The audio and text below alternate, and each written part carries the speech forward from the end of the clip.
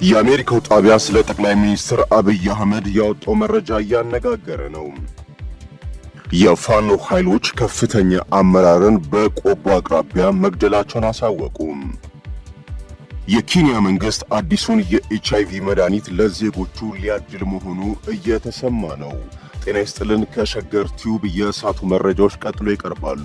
ለቻናላችን አዳዲስ የሆናችሁ ቤተሰቦች ቻናሉን ሰብስክራይብ እና ሼር እያደረጋችሁ ቤተሰብ እንድትሆኑ እንጠይቃለን። ወደ መረጃዎቹ እናልፋለን። የአሜሪካው ኤቢሲ ቲቪ ስለ ጠቅላይ ሚኒስትር አብይ አህመድ ያወጣው መረጃ እያነጋገረ ነው። የኢትዮጵያው ጠቅላይ ሚኒስትር አብይ አህመድ ለደጋፊዎቻቸው የአገሪቱን የቀድሞ ታላቅነት ለመመለስ የሚተጉ የለውጥ አባት ሲሆኑ ለተቺዎቻቸው ደግሞ ቀውጢ በሆነው የአፍሪካ ቀንድ ቀጠና ውስጥ ግጭትን ሊቀሰቅሱ የሚችሉ ቆስቋሽ መሪ ተደርገው ይታያሉ። በተለይ ሰሞኑን በደቡብ ኢትዮጵያ ሐዋሳ ከተማ በተካሄደው ወታደራዊ ትርኢት ላይ የታየው ትዕይንት ለዚህ ማሳያ ሆኖ ቀርቧል።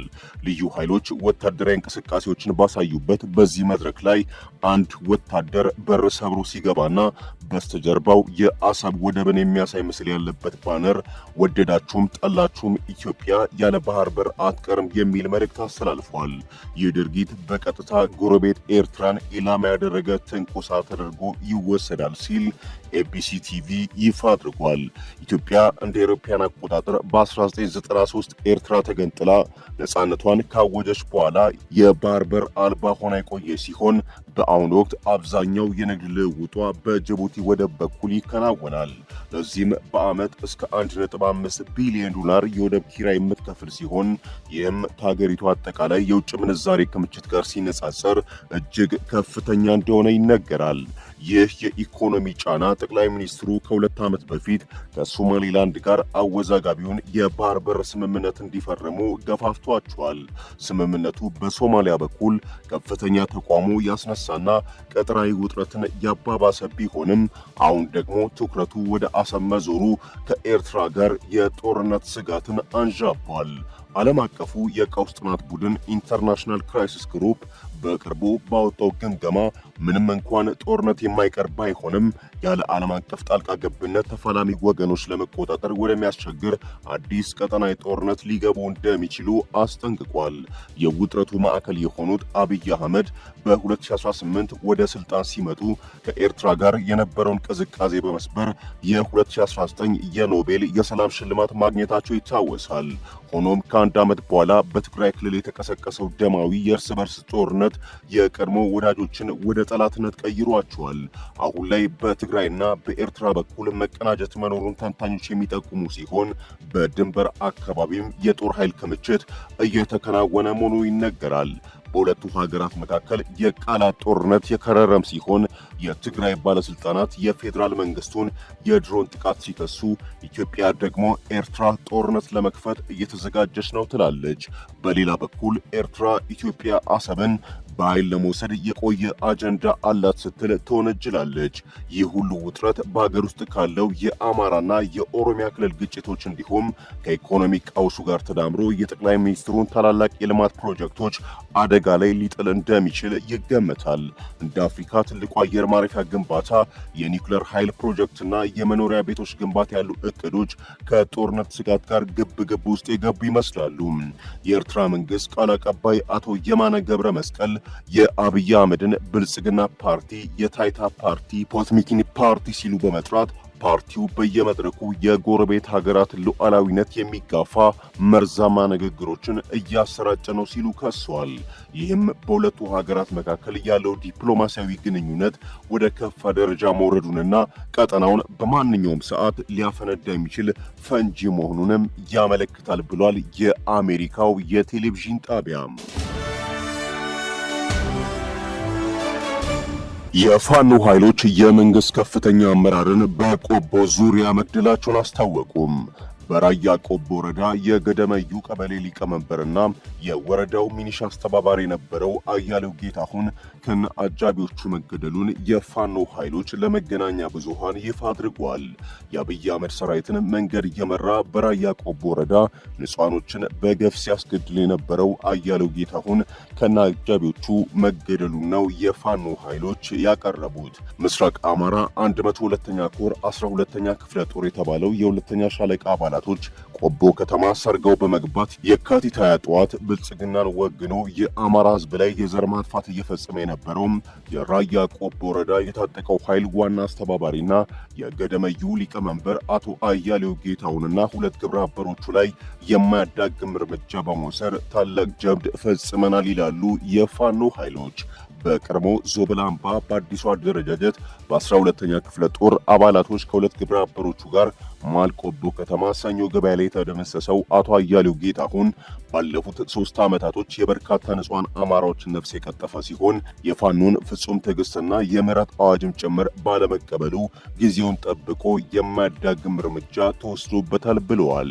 ከዚህ ጋር ተያይዞም የራያ ቆቦ ወረዳ ሚሊሻዎች ፋኖ ወዳለበት ቀጠና ሄደው መዋጋት ስለማይችሉም ቆቦ ከተማ ሰኞ ገበያና ሌሎች የተለያዩ ቦታዎች ላይ ጦር መሳሪያ ያልታጠቁ ንጹሃኖችን እየረሸኑ ይገኛሉ ይላል ሪፖርቱም።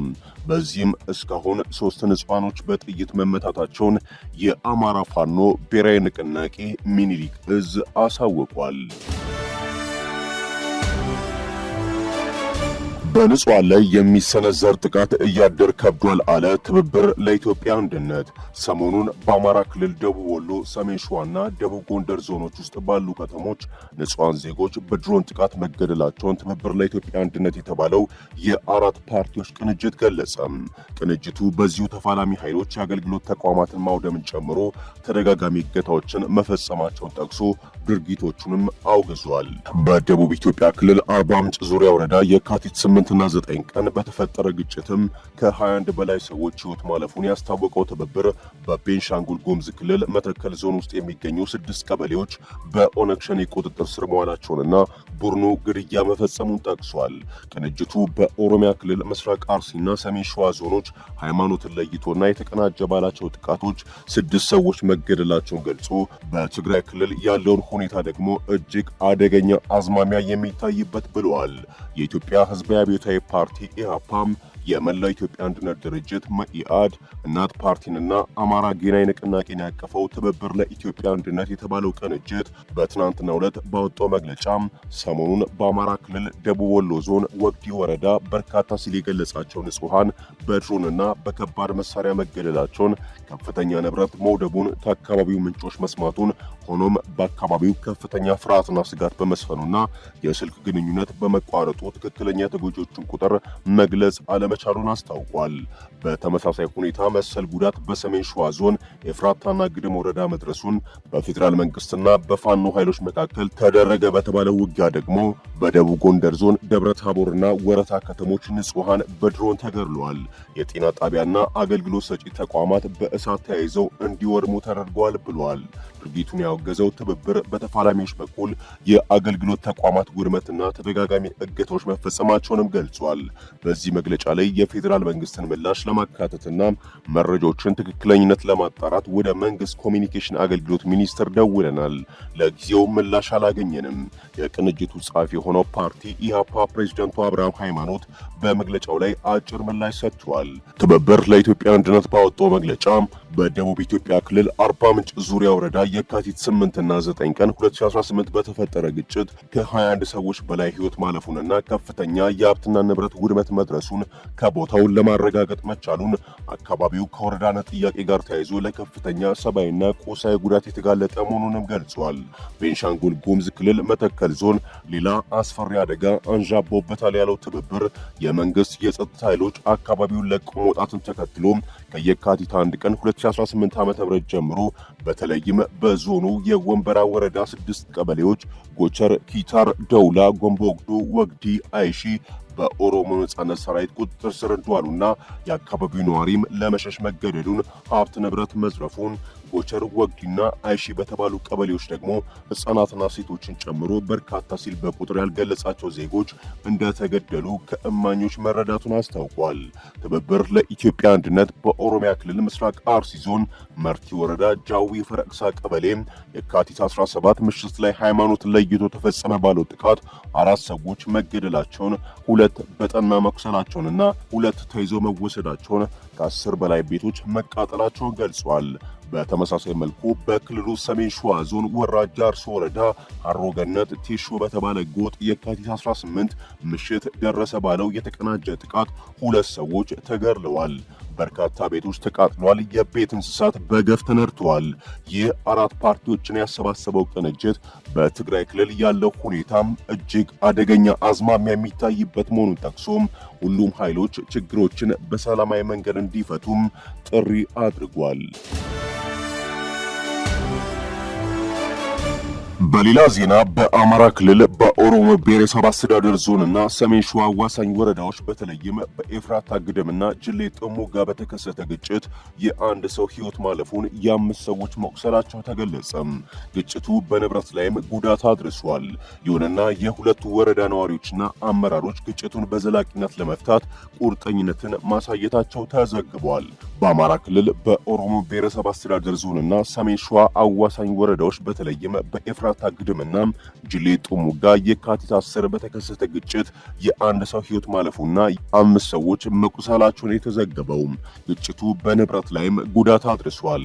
ይሁን እንጂ የሁለቱ ወረዳ ነዋሪዎችና አመራሮች የዘመናት አብሮነታቸውን ለማስቀጠልና ግጭቱን በዘላቂነት ለመፍታት ቁርጠኝነታቸውን አሳይተዋል።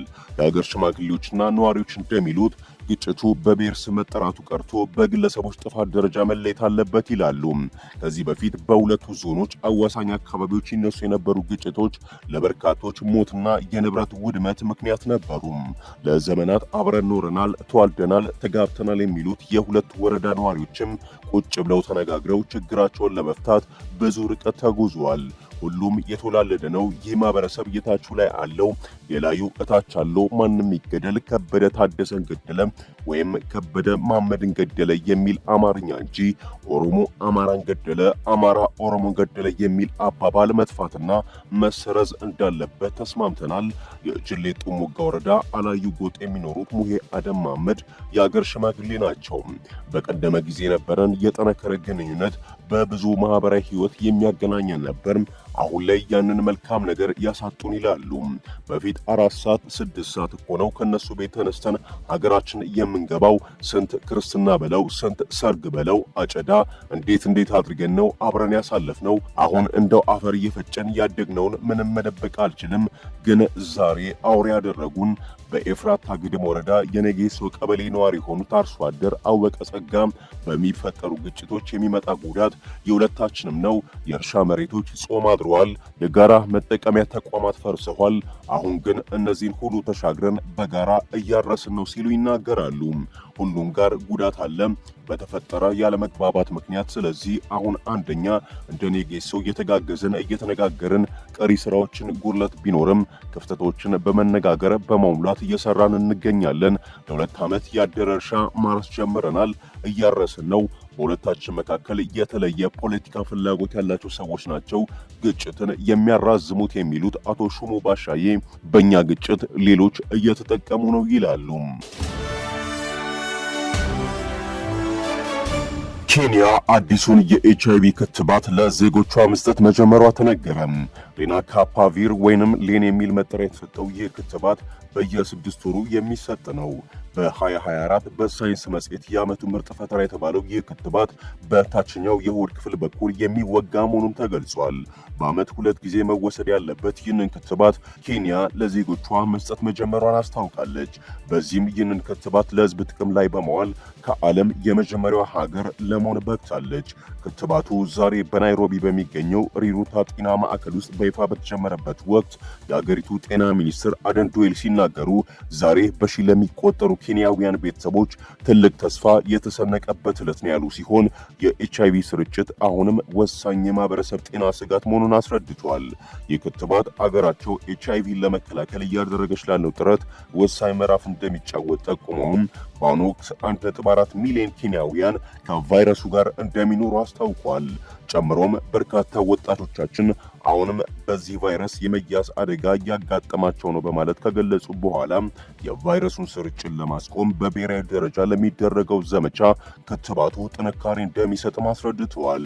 ክትባቱ በተመረጡና ቅድሚያ በሚሰጣቸው ወረዳዎች ውስጥ በመንግስት ጤና ተቋማት የሚሰጥ ሲሆን መከተብ የሚፈልጉ ምንም አይነት ክፍያ አይጠየቁም።